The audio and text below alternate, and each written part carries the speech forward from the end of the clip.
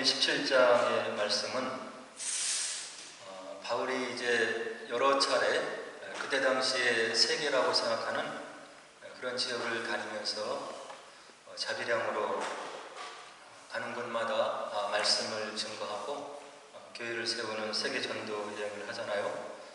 아마 두 번째 세계 전도 여행을 할 때 있었던 그런 일이라고 이렇게 알려지고 있습니다. 오늘 나오는 장소가 아레오바고 하는 특별한 장소인데요. 이것은 이제 아크로폴리스 서북 쪽에 있는 곳이라고 해요. 그리스를 다녀오신 분들은 잘 알겠지만 저희들은 그냥 머리로 상상으로 이렇게 그려봤으면 좋겠습니다. 그래서 이 아레오바고는 고대 헬라 시대 때 이렇게 아주 유서 깊은 법정, 귀중한 판결이 이루어지는 그런 장소였다 이렇게 얘기를 해요. 그래서 여러분들이 잘 알고 있는 소크라테스 신성 모독을 했고 젊은이들을 현혹해서 타락시킨다 이런 제목, 애매한 보고를 받고 재판을 받고 사형 선고를 받은 곳이 오늘 본문에 나오는 아레오바고라고 하는 그런 장소라고 얘기를 합니다. 그래서 이 아레오바고 밑으로 보면 아테네의 아고라라고 하는 큰 시장이 이제 내려다 보인다 이렇게 얘기를 하고요. 그리고 위로 올려다보면 아크로폴리스와 신전들이 보이는 그런 어떤 중간 정도의 언덕에 위치해 있는 그런 지역이다 이렇게 이야기를 하죠. 그래서 바울이 이제 이곳을 간 거예요.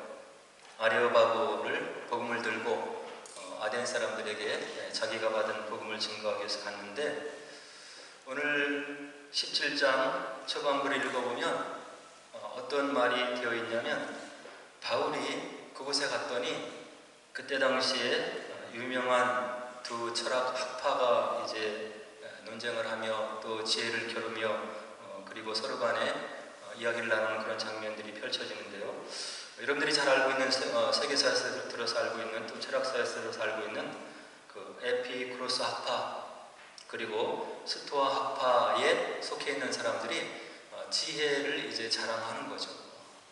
그리고 새로운 것을 알려고 노력하고 그래서 바울이 가서 그곳에 가서 이제 예수님의 부활을 증거하고 이렇게 말을 하니까 이 사람들이 이제 신기하게 생각하는 거예요. 우리가 새로운 것을 알기를 원하고 새로운 것을 듣기를 원하고 그것이 무엇인지 알기를 원하는데 내가 지금까지 우리가 듣지 못했던 이야기를 하는구나. 내가 이야기하는 것이 무엇인지 좀 들어보자. 이렇게 해서 바울이 이제 이 학자들과 이야기를 나누고 있는 거죠. 그래서 에피쿠로스 학파를 좀 살펴보면 헬레니즘 시대 알렉산더가 그 지역을 다 이제 통폐합하고 큰 제국을 세우는데 헬레니즘이라고 하는 그런 문명 시대가 이제 발생하게 돼요.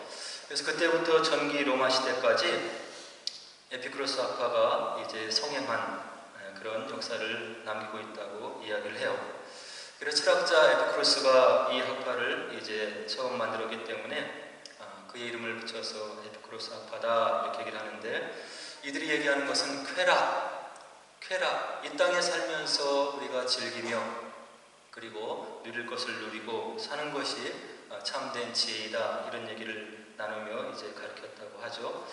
근데 이 쾌락은 물질적으로 얻게 되는 풍요로운 상태를 추구하는 것이 아니고 신체에 고통이 없는 상태를 이 사람들이 이제 얘기하면서 어떻게 우리가 그런 삶을 살 수 있을까 이렇게 이야기를 하며 논쟁을 하며 자기들의 생각을 나눴던 것 같아요. 그에 비해서 스토아 학파는 기원전 3세기에서 4세기 말까지 어떤 대표적인 철학 사조를 형성했던 학파라고 이야기를 하고요. 아마 그리스 로마에 있는 수많은 지식인들에게 굉장히 큰 영향을 끼쳤던 그런 철학 사주에 있어서 학파라고 이렇게 이야기를 하죠. 그래서 키프로스의 제논이라고 하는 사람이 이 스토아 학파를 이제 만들게 되는 그런 시조가 되는데요. 아마 아테네 광장에 가보면 공회당의 기둥에서 이렇게 시간을 가지면서 제자들에게 무엇을 가르치고 생각을 나누어주고 이런 일들이 있었던 것 같아요. 그래서 그 스토아라는 것이 이제 기둥을 이야기하는 헬라어인데, 그래서 이제 그 기둥 곁에서 이야기를 나누고 지식을 나누고 영향을 끼치는 그들 무리다, 이렇게 해서 스토아파라고 이렇게 명명을 했던 것 같아요. 이 사람들은 무엇을 추구하냐면 개인의 행복, 그리고 세계 시민적인 삶, 어떻게 세계 시민적인 삶을 우리가 이 땅에서 구현해낼 것인지를 이렇게 중요시하면서 그들의 생각을 나누는 그런 무리였다, 이렇게 전해지고 있죠.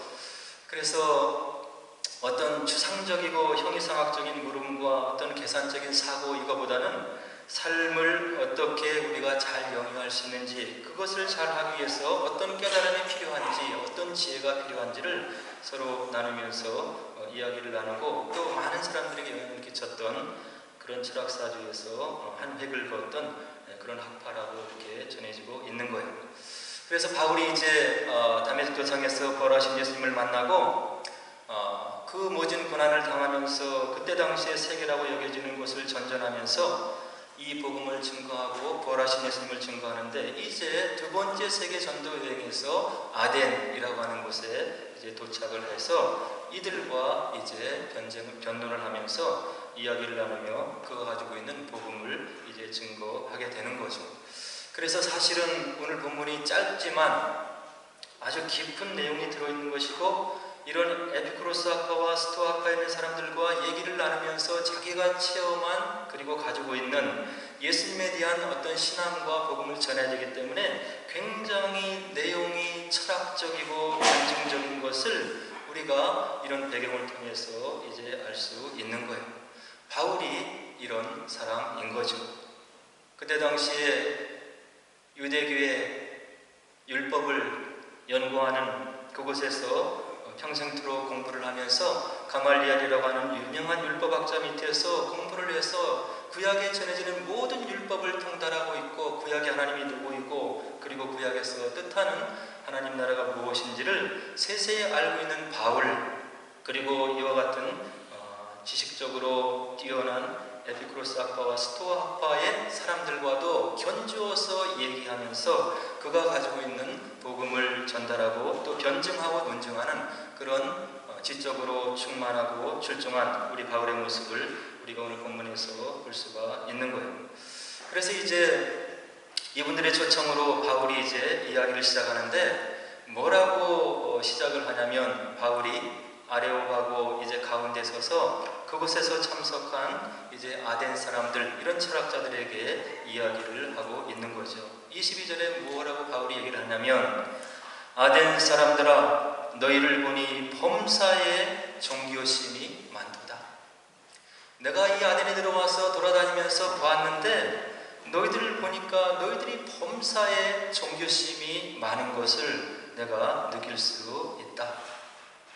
왜 그러냐면, 내가 두루 다니며 너희가 위하는 것들, 섬기는 것들을 내가 두루두루 살펴봤는데, 그 중에서 너희들이 어떤 신을 섬기냐면 알지 못하는 신에게 라고 새긴 단을 세워놓고, 너희들이 그 신을, 너희들이 알지 못하는 신을 섬기고 있는 것을 내가 내 눈으로 보았다.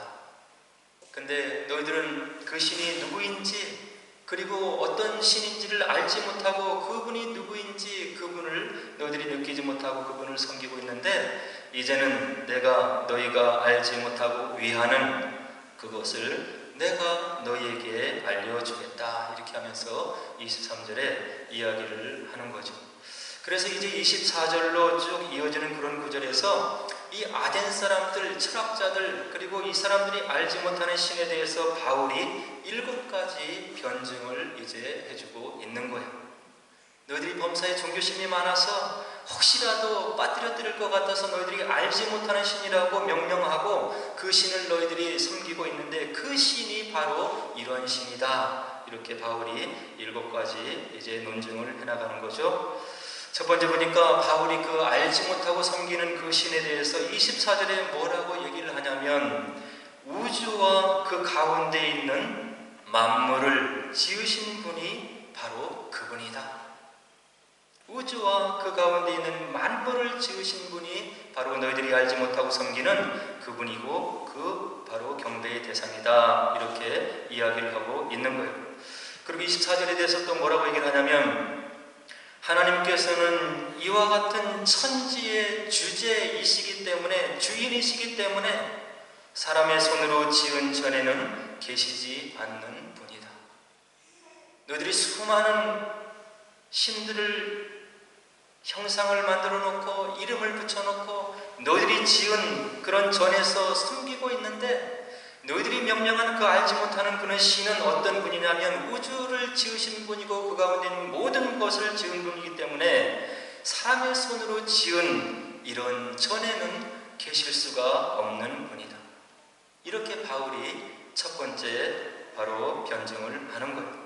한마디로 말씀드리면 무엇입니까? 너희들이 신의 이름을 짓고 그 신을 섬기기 위해서 전을 지어놓고 섬기고 있는데 바로 너희들이 말하고 있는 이 알지 못하는 신이라고 하는 분은 그렇게 인간이 만들어오는 공간으로 제한될 수가 없는 그런 분임을 바로 첫 번째 변증으로 이야기를 해주고 있는 겁니다. 한마디로 말씀드리면 인간의 작은 이성으로 생각하는 힘으로 헤아려 줄 수가 없는 분이 바로 너희들이 알지 못하고 섬기는 바로 그 하나님임을 바울이 지금 이야기를 해주고 있는 거예요. 이분이 저와 여러분들의 경배의 대상이 되는 하나님이신 거예요. 하나님을 우리가 모르니까 하나님의 호흡을 담아서 우리에게 말씀을 주셨는데 말씀을 읽어도 우리가 하나님을 다 깨달아 알 수가 없는 거예요.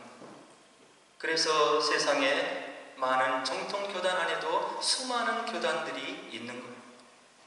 물론 대부분 많은 것들이 하나님에 대해서 겹치는 그런 지혜와 은혜가 있지만 감리교가 바라보는 하나님이 다른 모습이 있고 장로교가 바라보는 하나님이 다른 모습이 있고 순복음이 바라보는 하나님이 바로 다른 모습이 있는 거예요. 그것이 틀린 것이 아닌 거죠. 어떤 교단에 속해 있는 어느 한 무리가 하나님을 필요 충분하게 완벽하게 알아서 그 하나님을 우리에게 온전히 소개할 수가 없다고 하는 이야기. 오늘 바울은 이 점을 분명히 이야기를 해주고 있는 겁니다. 너희들이 알지 못하고 섬기는 그 신, 인간의 헤아림으로 헤아려지지 않는 그런 탁월하신 분이고 우리의 이성을 넘어서는 그런 분이시라는 것을 첫 번째 이야기를 해주고 있는 거죠. 그리고 두 번째는 무엇을 변증하냐면 25절에서 그 하나님은 너희들이 알지 못하고 섬기는 그 신은 무엇이 부족한 그런 분이어서 사람의 손으로 섬김을 받는 분이 아니다. 이건 굉장히 중요한 의미가 들어있는데요. 이 교도들은 그들이 믿는 신을 찾아가는 거예요. 그들의 법을 위해서, 그들의 문제 해결을 위해서 여러 가지 고행과 여러 가지 훈련과 연단을 통해서 그들이 그 문제를 해결하기 위해서 그들이 섬기는 신을 찾아가는 그런 면이 있는 거죠. 그런데 성경에서 이야기하는 우리 하나님은 어떤 분이시냐면 사람을 찾아오시는 하나님으로 나타나고 있는 거예요. 절대적으로 다른 우리 하나님의 모습인 거죠. 아브라함을 찾아오시고 모세를 찾아오시고 다윗을 찾아오시고 또 저와 여러분들을 기도 가운데 찾아오시는 그 하나님의 모습이 성경에 기록되어 있다고 하는 이야기. 하나님을 모르는 이교를 섬기는 그런 이교도들은 자기들이 원하는 그것을 실현하기 위해서 형상을 만들고 그 형상에게 이름을 붙여 주어요. 그들이 만든 우상이 그 이교도에게 나타나서 자신의 이름이 무엇인지를 가르쳐주는 신의 모습을 다른 종교에서는 찾아볼 수가 없다고 하는 이야기. 저와 여러분들이 섬기고 믿고 있는 그 하나님은 어떤 분이시냐면 사람이 그가 헤아려 알 수 없기 때문에 모세를 불꽃이 꺼지지 않는 떨기나무 속에서 나타나셔서 그분의 이름이 누구이신지를 친히 알려주시는 우리 야훼 하나님의 모습을 볼 수가 있는 겁니다. 전능하신 하나님의 이름을 사람이 알 수가 없다고 하는 이야기죠. 그분께서 인간의 수준으로 낮아지셔서 그분의 이름을 알려주실 때 피조물 된 우리가 알 수 있다고 하는 진리를 우리의 성경 출애굽기 3장은 분명히 이야기를 해주고 있는 겁니다. 바울이 뭐라고 변증합니까? 너희들이 알지 못하고 섬기는 그 신은 무엇이 부족해서 사람의 손으로 섬김을 받는 그런 사람의 어떤 생각과 헤아림으로 바로 이렇게 가로고 쳐질 수 없는 그런 하나님이심을 오늘 25절에서 분명히 이야기를 해주고 있는 거죠. 또 저와 여러분들이 섬기는 하나님이 누구시냐면 25절에 또 세 번째 변증으로 만민에게 생명과 호흡과 만물을 친히 주신 분이 바로 너희들이 알지 못하고 섬기는 바로 그 신이고 바로 내가 섬기는 그 부활하신 예수님이고 하나님이라고 하는 것을 세 번째 변증으로 이야기를 해주고 있습니다. 세상에 있는 모든 물질 세계는 물질로만 있으면 의미가 없는 거예요. 하나님께서 아담과 하와를 만들어 놓으시고 물질을 통해서 아담과 하와를 만드셨잖아요. 흙으로 빚었다고 하는 그런 말이 그런 그림 언어로 우리들에게 창세기에서 전해지고 있는 거예요. 흙으로, 물질로 하나님께서 모든 세상의 것들을 다 창조하시고 난 다음에 아담과 하와를 만들어 놓으셨는데 그가 사람이 되고 살아있는 영이 되고 하나님과 교제하는 그런 인격을 가진 영체가 되는 것은 하나님의 생명의 호흡을 그 가운데 불어넣었을 때 그가 살아있는 생명이 되었다고 창세기 바로 1, 2장은 우리들에게 분명하게 이야기를 해주고 있는 이 하나님이 바로 저와 여러분들이 섬기고 있는 그런 하나님이심을 25절에서 바울이 이야기를 해주고 있는 거죠.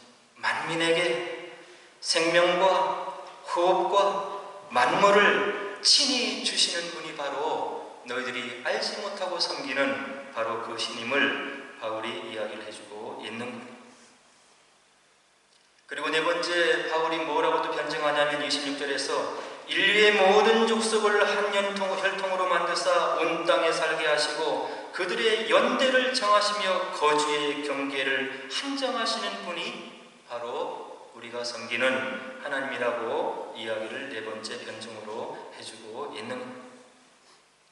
우리의 연대를 정하시고 우리가 살고 거주하는 경계를 한정해서 경륜 가운데 정해주시는 분이 바로 저와 여러분들이 섬기는 하나님이심을 바울이 바로 네 번째 이야기를 해주고 있는 거예요. 모든 족속을 한 혈통으로 만드시고 온 땅에 살게 하시고 그들의 연대를 정하시며 거주의 경계를 한정하시는 분이 너희들이 알지 못하고 섬기는 바로 그 하나님이심을 바울이 네 번째 증거로 이야기를 해주고 있는 거죠. 하나님께서 나의 인생에 어떻게 경륜하시고 내가 어느 곳에서 어떻게 살지를 하나님께서 섭리 가운데 경륜하셨는지를 지금은 알지 못하지만 시간이 지나면 우리가 기도 가운데 되돌아보면 하나님께서 이러이러한 뜻이 계셔서 나의 삶을 이렇게 인도하시고 이곳에서 거주하게 하셨고 그런 일들을 내 삶 가운데 일어나게 하셨음을 우리가 믿음 가운데 고백할 수가 있는 거예요. 이것이 참된 예정인 거죠. 그리고 다섯 번째 바울이 뭐라고 얘기를 하냐면 27절에 보면 너희들이 알지 못하고 섬기는 신은 이러한 분이다. 사람으로 하나님을 더듬어 찾아 발견하게 하려 하시고 우리 각 사람에게서 멀리 계시지 않는 분이다. 이런 이야기를 바울이 해주고 있는 거예요. 신이라고 인간이 사는 세상에서 멀리 떠나서 저 하늘 허공에 바로 우주공간에 미어 달리고 그곳에서만 거주하시고 사람과의 아무런 교제를 누리지 않는 그런 신이 아니고 우리 각 사람에게서 멀지 않은 곳에 계신 분이고 우리의 형편을 헤아리시고 우리가 하나님을 찾고 찾으면 우리 가운데 들어오셔서 역사하시고 그분이 살아계심을 바로 증거로 보여주시는 우리 가운데 가까이 계시는 분이 바로 너희들이 알지 못하고 섬기는 그 신임을 바울이 이야기를 해주고 있는 거예요. 그리고 여섯 번째 뭐라고 변증을 하냐면 28절에서 인간은 하나님을 힘입어 살며 기둥하며 존재하게 하시는 그런 존재로 지음받았음을 바울이 이야기를 해주고 있는 거예요. 우리가 지혜가 출중해서 능력이 출중해서 우리 혼자 산다고 사라지는 것이 아니고 하나님께 전적으로 의존되어 있는 그런 존재이고 바로 나무가 시냇가에 뿌리를 내림과 같이 이 하나님과 잇대어 있을 때 우리의 삶이 의미가 있는 것이고 그 하나님께로부터 모든 것을 공급받을 수 있는 바로 하나님께 전적으로 의존적인 존재로 지음받은 인간임을 바울이 6번째로 이야기를 해주고 있는 거죠. 너희 철학자들이 지금 지혜를 가지고 삶에 대해서, 삶의 의미에 대해서, 그리고 이 땅의 삶에 대해서 논하고 있는데 그것이 다가 아니고 너희들이 알지 못하고 섬기는 그 신에게 잇대어 있을 때 너희들의 삶이 의미가 있는 것이고 그것이 복된 삶이라고 하는 것을 6번째 증언으로 이야기를 해주고 있는 겁니다. 그리고 마지막 7번째로 바울이 그들이 알지 못하고 섬기는 신에 대해서 무엇라고 변증을 하냐면 29절에 보면 그것을 우리가 하나님이라고 부를 수 있는 그런 분인데 그분은 금이나 은이나 돌에다 사람의 기술과 고안으로 새긴 것들과 같이 여겨질 그런 분이 아니다. 이렇게 이야기를 해주고 있는 거죠.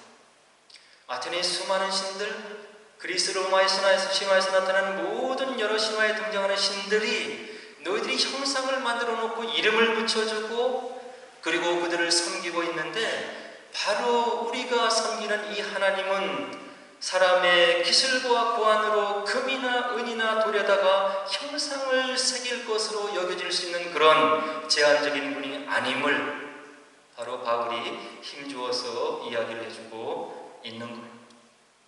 그래서 바울이 이와 같이 이제 7가지 증언을 가지고 그가 믿고 있는 예수님과 하나님에 대해서 변증을 하고 나니까 이 아레오바그에 있었던 에피쿠로스 학파의 철학자들과 스토아 학파의 철학자들이 무슨 이야기를 하냐면 내 이야기를 듣고 보니까 좀 새로운 면이 있는 것 같다.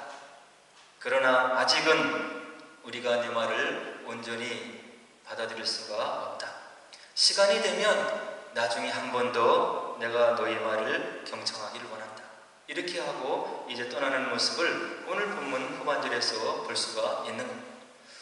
그런데 이제 바울이 이와 같은 7가지 변증을 하면서 30절에서 31절에 중요한 얘기를 우리들에게 이제 전해주고 있는데 뭐라고 얘기를 하냐면 알지 못하던 시대에는 하나님이 간과하셨다. 복음을 알지 못하던 시대, 예수님이 이름이 전해지기 전의 시대에는 하나님께서 예수 이름을 모른다고 복음을 안 들었다고 일방적으로 편파적으로 평가하지 않고 그들을 정죄하지 않으실 것이다. 시간과 공간에 매여 있는 인간의 형편을 아신 하나님께서, 공의로운 하나님께서 인간의 귀에 전달되어지지 않는 복음의 역사가 있는 그곳에 있었던 일들은 하나님께서 이제 그분께서 그분의 공의대로 양심의 법을 통하든지 하나님의 경륜을 따라서 그들을 하나님께서 심판하실 것이라고 하는, 판단하실 것이라고 하는 중요한 구절을 30절에서 바울이 이야기를 해주고 있는 겁니다. 이게 왜 중요합니까? 복음을 전해보면 똑똑한 지성을 가지고 있다고 하는 사람들 흔히 우리들에게 던지는 그런 질문이기도 하는 겁니다. 예수 이름이 증거되기 전에, 복음이 증거되기 전에 살았던 모든 사람들의 구원을 어떻게 설명할 것이냐? 오늘 본문은 바울을 통해서 분명히 이야기를 해주고 있는 거예요. 공의로운 하나님께서 그분의 공의 가운데 편파적으로 심판하지 않으시고 누가 봐도 납득이 되도록 하나님께서 공의롭게 그들을 체크하고 바로 판단하시고 그들을 위해서 평가하실 하나님의 공의가 있음을 사도 바울이 분명히 이야기를 해주고 있는 겁니다.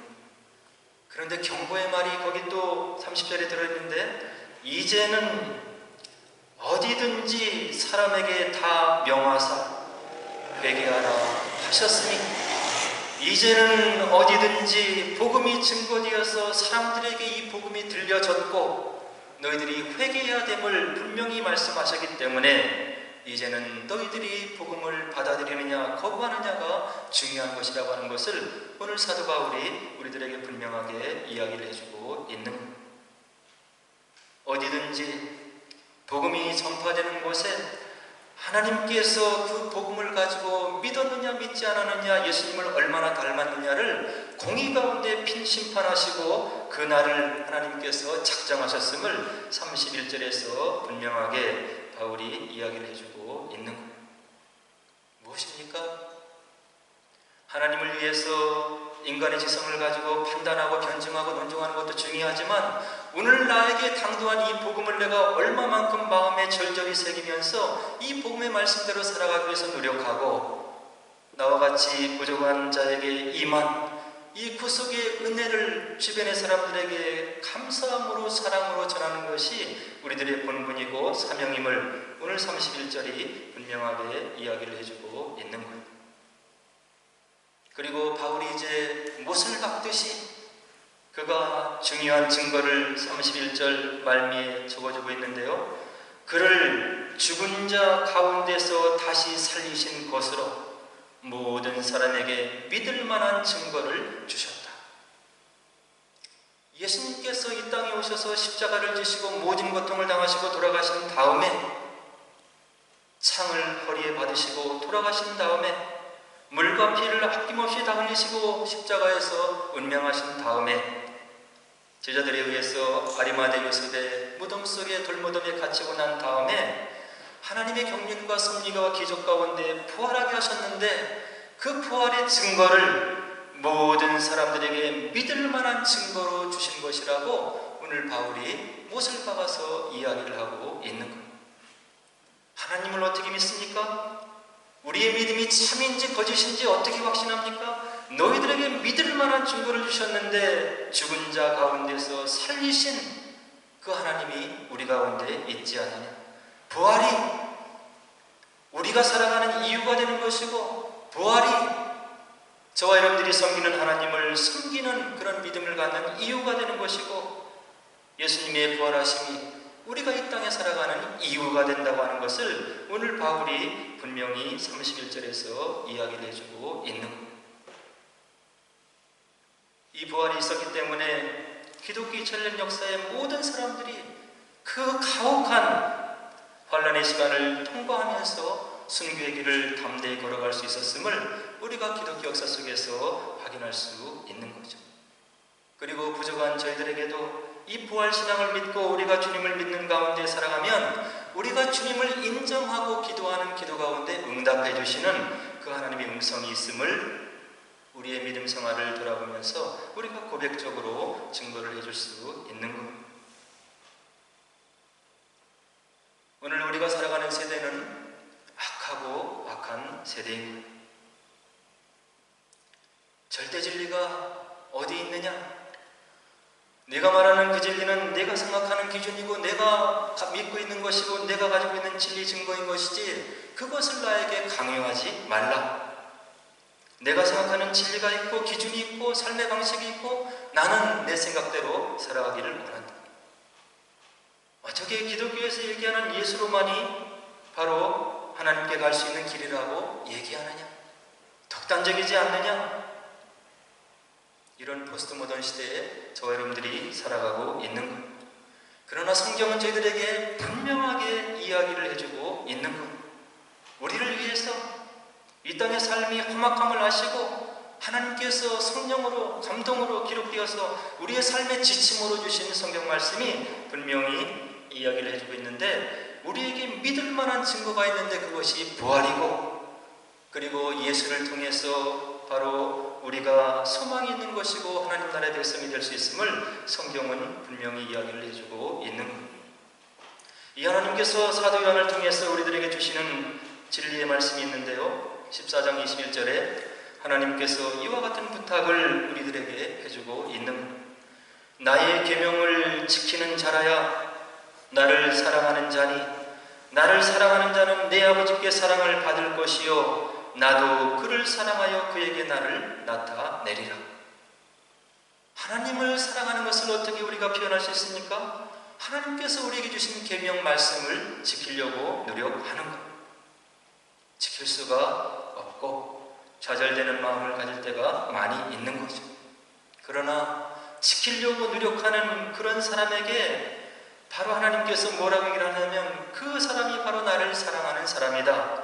그리고 나를 사랑하는 자는 또 나를 보내신 내 아버지께 사랑을 받을 것이고 나도 그를 사랑하여 그에게 나를 나타내리라. 기도 가운데, 문제 가운데, 너희들 삶 가운데 내가 누구인지를 나타내리라. 사도 요한을 통해서 이런 말씀을 우리들에게 약속으로 해주시고 있는 것.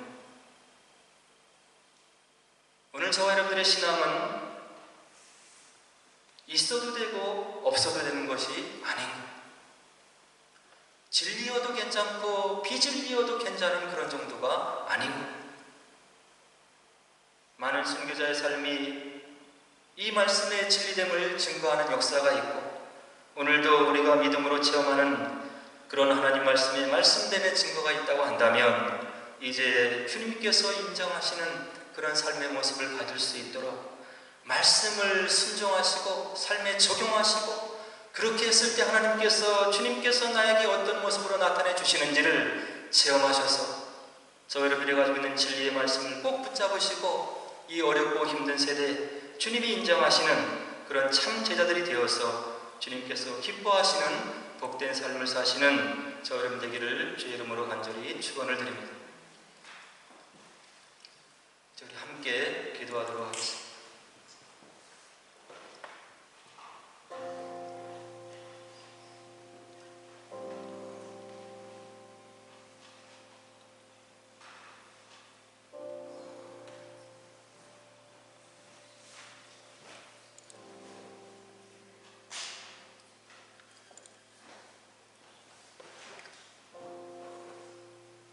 우리가 다 연약한 가운데 이 땅의 삶을 살아가고 있고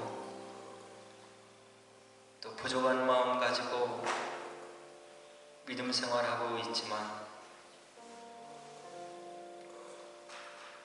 하나님께서 우리의 그런 연약함과 부족함을 아시고 우리를 도우시기 위해서 성령을 보내주시고 우리의 삶의 지침으로 삼게 하시기 위해서 말씀을 주신 사랑의 하나님을 생각하시고 그 사랑의 하나님